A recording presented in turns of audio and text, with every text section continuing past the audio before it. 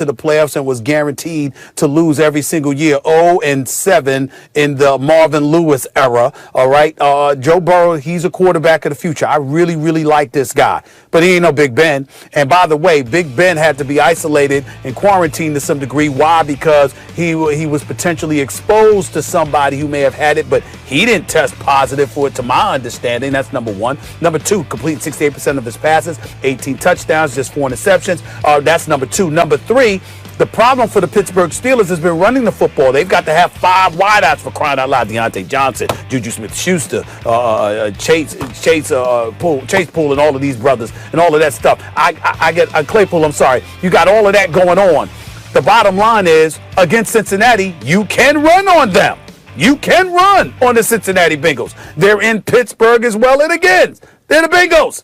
I expect the Steelers to show up and respond and put forth a better performance. I expect them to look in the mirror, recognizing how they stunk up the joint against the Dallas Cowboys, and that there was no way some dude making his first start should have given them the trouble that they gave them last week. I expect them to make amends for that subpar performance by treating a division team, a division nemesis, like the Cincinnati Bengals, with the level of attention and fervor and focus that they deserve. And I expect the Steelers to go in there and handle their business and improve to 9-0 against a rookie quarterback in Joe Burrow, who I like a great deal.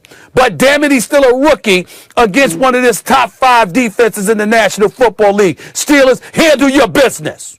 Period. There's every reason to think the Steelers win this game.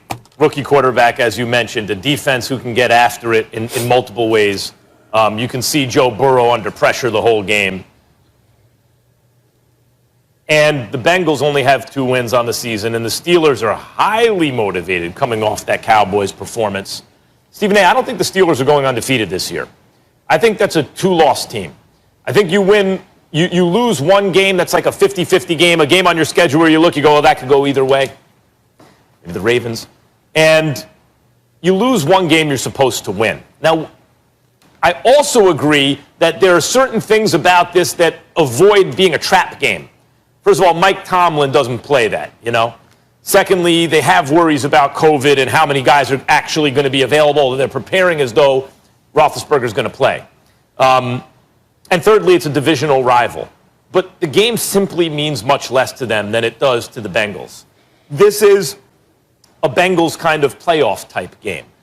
You know, at a certain point, Joe Burrow, who looks like he is a future at least excellent NFL quarterback, and has already shown stuff that makes you go, I'd like to have that guy as a quarterback for my team right now, is have to start winning some games. They're a 2-win team. I think this may be one that they sneak by, especially depending on how many guys the Steelers are actually going to be missing on game time, come game time, because of COVID and because of their protocols. So I can't quite call it a trap game, but to me, it's like the next thing to it. You're supposed to beat this team. Let your guard down a little. You let your guard down a little bit. It is a divisional rival. And I agree with you that Joe Burrow is a special quarterback, but he has to start winning games. And this one, I have to believe, for Burrow and Cincinnati, has been starred for a while. I like the Bengals in the upset here by the skin of their teeth. I don't like it at all. And I think this is an opportunity for James Conner to show everybody that he's worthy of being the start running back in the National Football League. Look, I like the guy. I love his story. Love him as a human being. Obviously, he's a solid back. He's somebody that belongs in the NFL. But, Pittsburgh Steelers, particularly how they were spoiled by Le'Veon Bell those years that he was in Pittsburgh. I'm just waiting for James Conner to really, really break out. Not be some methodical guy that just assists in moving the chains, but when you need him on a 3rd and 1 or a 4th and 1, he just can't deliver. I don't need that. I want somebody that's going to break out and make some noise. And I think Cincinnati's got like the 19th ranked rushing defense, if I remember correctly. I'm not sure. But I just need to see more from James Conner in this regard. Big Ben, as long as he's in the lineup throwing the football, I'm not worried about the Steelers passing attack by any stretch of the imagination. I think they've got a multitude of weapons. The James Washingtons, the Juju Smith-Schusters, the Claypools of the world, the Deontay Johnson Johnsons of the world, Eric Ebron of the world. I mean, you've got a whole bunch of guys that's in their lineup that can do something. And I just see about 5 different weapons that you can throw the football to, and that is clearly when the Pittsburgh Steelers are most potent offensively. But this is an opportunity to really show that they got a running game, that they can run the damn football, and I think that they need to show it in this particular situation. And I'm going to assume that they're going to do that against the Cincinnati Bengals. Don't forget, when you go through the COVID protocol, you can't be in the facility, Stephen A. There are guys missing time with the team. Even if they clear eventually, they're missing time with the team. And there are 2 ways to look at the Dallas game. One, Pittsburgh's going to be highly motivated to bounce back. 2, you really struggled against a bad team. And if you have to say which direction you anticipate the Bengals going in, I anticipate them ascending. And even without Mixon, it's not like Bernard can't run the ball. Like, they have a running game, and they're going up, they can, and they're going up against a run defense that hasn't looked as stout as they've looked to start the season recently. So, yes, I expect Pittsburgh to be motivated. That's why I can't quite call it a trap game. But they're just not playing their best football right now, and there are reasons to believe, just based on practice time, protocols, even if they have their players, that football is going to get worse, not better. I like Cincinnati in an upset. Do you think the Steelers are going to go undefeated this year? No, I do not by any stretch of the imagination, but I will tell you this. Because this is the kind of game you lose. If anybody could afford to sit out and not be around the team, it's Big Ben Roethlisberger.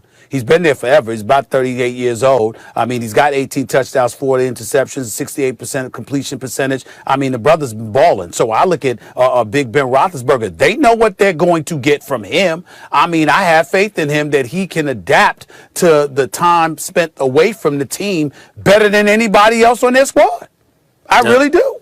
I know this. I'm taking Bernard in DraftKings this week, Stephen A. Like, he's going to be on my daily fantasy team. Based on what I've seen from Pittsburgh recently and from him recently, I think Cincinnati will be able to get the run going. And I agree. Joe Mixon's their guy, and I think he's questionable for the game. If I remember questionable, right? Yeah. Questionable. I'm not anticipating him there, but I think Burrow. When you have a guy like that we all see, there's something special there. At a certain point in the season, you actually have to make the play to win the game. And I see this as that kind of game where it's going to come down to it, and I expect some Burrow heroics here, especially since I'm not saying this actually is a motivating factor, but people are aware. We're watching Tua and Burrow and Herbert, and Burrow was the #1 overall pick, and he's showing you why. Tua's come on recently, and the Dolphins have been winning, and the best of the bunch so far has been Herbert. And great athletes have internal motivation for sure, but they're also externally motivated. It's impossible not to be aware of those kind of things. I expect Burrow to stay